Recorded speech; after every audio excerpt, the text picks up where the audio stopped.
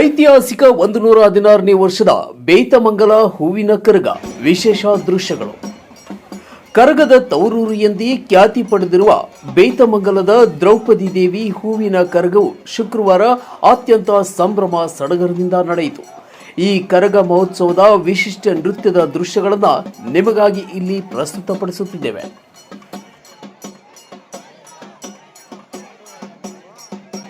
ಕರಗದ ಆರಂಭ ರಾತ್ರಿ 10 ಗಂಟೆಗೆ ಕರಗದ ಪೂಜಾರಿ ಕೃಷ್ಣಮೂರ್ತಿಯವರು ಧರ್ಮರಾಯ ಸ್ವಾಮಿ ಹಾಗೂ ದ್ರೌಪದಿ ದೇವಿ ದೇವಾಲಯದಿಂದ ಕರಗ ಹೊತ್ತು ಹೊರಬಂದಾಗ ಭಕ್ತರು ಗೋವಿಂದ ನಾಮಸ್ಮರಣೆಯೊಂದಿಗೆ ಭಕ್ತಿಯಿಂದ ಸ್ವಾಗತಿಸಿದರು.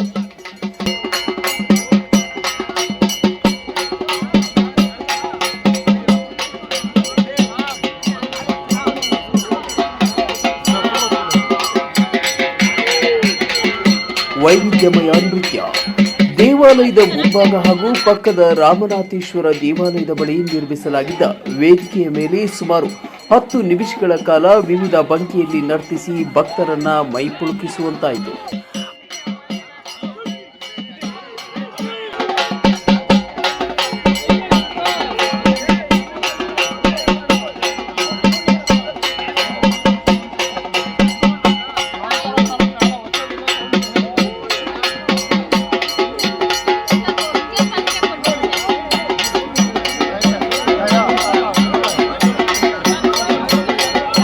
ಬಸ್ ನಿಲ್ದಾಣದ ವೈಭವ.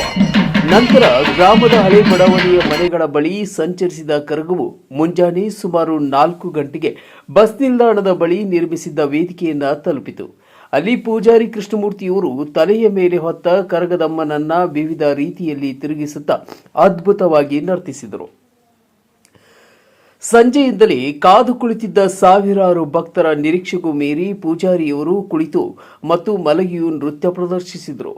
ಈ ವಿಶೇಷ ನೃತ್ಯವನ್ನ ಕಂಡ ಭಕ್ತರು ಹರ್ಷಚಿತ್ತರಾಗಿ ಚಪ್ಪಾಳೆ ತಟ್ಟುತ್ತಾ ಗೋವಿಂದ ಗೋವಿಂದ ಎಂಬ ಘೋಷಣೆಯೊಂದಿಗೆ ಕರಗದಮ್ಮನಿಗೆ ಭಕ್ತಿ ಸಮರ್ಪಿಸಿದರು. ಜೆಜಿ